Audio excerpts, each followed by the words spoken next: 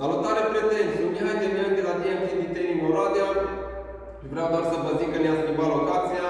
Suntem în Sant Andrei, strada principală, numărul 550. De aia nu am mai postat de vreo 2 luni ceva pe pagina de Facebook, pentru că atât au durat renovările. Îmi cer mii de scuze. Îmi cer mii de scuze clienților care au așteptat după mine 2 luni de zile și chiar au așteptat, n-au mers altundeva.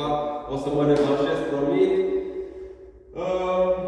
Doar atât am vrut să vă zic, vă aștept mâine, este deschiderea, 4 martie, sâmbătă, de la orele 12 până la orele 18 aproximativ, sau cât o să stăm noi problemă, o să povestim despre mașinile noastre, să vă prezint garajul visurilor mele în sfârșit, un garaj frumos, sper să vă placă.